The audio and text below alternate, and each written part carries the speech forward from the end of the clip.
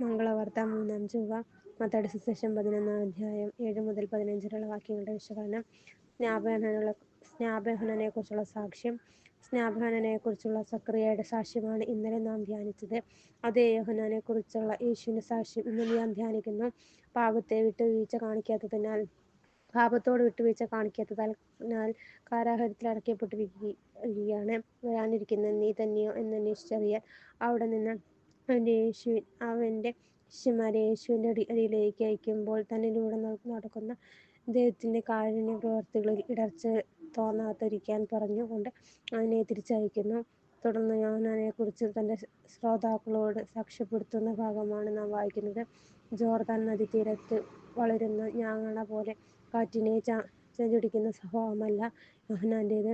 അവന്റെ വസ്ത്രവും ഭക്ഷണവും എന്നപോലെ കർക്കശവും ചങ്കൂറ്റമുള്ള ഒരു വ്യക്തിത്വമാണ് മരുഭൂമിയിൽ താമസിച്ച് വളർന്ന യോഹന്നാന്റേത്. അതുകൊണ്ടാണ് കാരാഗൃഹവാസത്തെപ്പോലും ഭയപ്പെടാതെ ഭരിക്കുന്ന രാജാവിനെ തെറ്റിനെ തെറ്റാണെന്ന് പറയാനുള്ള ചങ്കൂറ്റമുണ്ടായത്.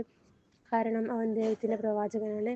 ദൈവത്തിന്റെ ഹിതം തിരിച്ചറിഞ്ഞ് ദൈവത്തിലേക്ക് വീണ്ടും തിരിച്ചു വരാൻ വേണ്ടി അയക്കപ്പെടുന്നവരാണ് പ്രവാചകർ. എന്നാൽ പുതിയ നിയമത്തിൽ ജനിക്കാൻ കഴിഞ്ഞ ഏക പ്രവാചകനായതിനാൽ പഴയ നിയമത്തിലെ പ്രവാചകന്മാരെക്കാൾ ശ്രേഷ്ഠമായ സ്ഥാനം അവനുള്ളത്.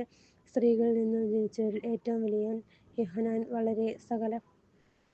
യോഹന്നാൻ വരെ സകല പ്രവാചകന്മാരും നിയമവും പ്രവചനവും നടത്തി. നിങ്ങൾ സ്വീകരിക്കാൻ തയ്യാറെങ്കിൽ ഇവനാണ് വരാനിരിക്കുന്ന ഏലിയ. എന്നാൽ താൻ സ്ഥാപിക്കുന്ന ദൈവരാജ്യത്തിലെ അംഗങ്ങളാകാൻ കഴിയുന്നവരൊക്കെ സ്നാപയോഹന്നാനേക്കാൾ വലിയവനാണെന്നും അവൻ സാക്ഷ്യപ്പെടുത്തുന്നത് സ്വർഗരാജ്യത്തിൽ നാം ഓരോരുത്തർക്കും ലഭിക്കാനിരിക്കുന്ന സുപ്രധാന തിരഞ്ഞെടുപ്പിനെക്കുറിച്ച് സൂചിപ്പിക്കുന്നതാണ്.